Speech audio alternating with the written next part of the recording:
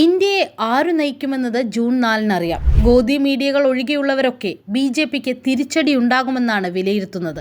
In case NDAക്ക് ഭരണ തുടർച്ചയുണ്ടാകുന്നില്ല, അതായത് മോദിക്കും ഷായ്ക്കും ഭരണം നഷ്ടമായാൽ ബീഹാർ മുഖ്യമന്ത്രിയും JDU നേതാവുമായ നിതീഷ് കുമാർ എന്തായിരിക്കും ചെയ്യുക? നിതീഷ് കുമാറിനെ അറിയാവുന്നവർക്കെല്ലാം ബോധ്യമുള്ള കാര്യമാണ് അദ്ദേഹം അധികാരത്തിനായി എന്തും ചെയ്യുമെന്ന്. അതുകൊണ്ടാണ് ബീഹാറികൾ അദ്ദേഹത്തെ പാൽത്തു കുമാർ എന്ന് വിളിക്കുന്നത്.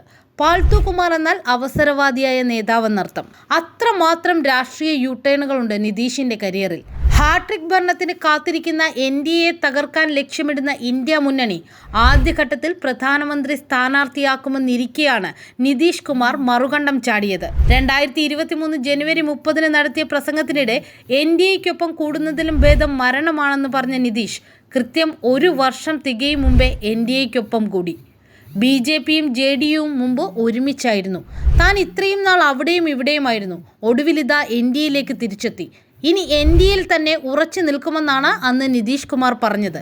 പക്ഷെ ഇതുവരെ കണ്ടതൊക്കെ ട്രെയിലർ ആണെങ്കിൽ ഇനിയാണ് പടം എന്ന മട്ടിലാണ് ബീഹാറിൽ ലോക്സഭാ തിരഞ്ഞെടുപ്പ്. കഴിഞ്ഞ 3 ഘട്ടങ്ങളിൽ ഏറ്റവും ശ്രദ്ധ നേടിയത് പൂർണിയയിലെ പപ്പു യാദവിന്റെ മത്സരമാണെങ്കിൽ ഇനി കാണാനിരിക്കുന്നത് അതുക്കും മേലെയുള്ള അംഗങ്ങളാണ്. മെയ് 13 4ാം ഘട്ട വോട്ടെടുപ്പ് നടക്കുന്ന ബീഹാറിലെ 5 മണ്ഡലങ്ങളും NDAയിൽ നിന്ന് പിടിച്ചെടുക്കാൻ വാശിയേറിയ പോരാട്ടത്തിലാണ് RJDയും കോൺഗ്രസും ഇടതു പാർട്ടികളും അടങ്ങുന്ന മഹാസഖ്യം. പ്രതിപക്ഷ ഇന്ത്യ സഖ്യത്തിന്റെ കരുത്തുറ്റ മുന്നേറ്റമാണ് ബീഹാറിൽ കാണുന്നത്. 19 വർഷമായി ബീഹാർ മുഖ്യമന്ത്രി സ്ഥാനത്ത് തുടരുന്ന നിതീഷ് കുമാറിനെ കാര്യമായ ഭരണവിരുദ്ധ വികാരം അലയടിക്കുന്നുമുണ്ട്, അലട്ടുന്നുമുണ്ട്.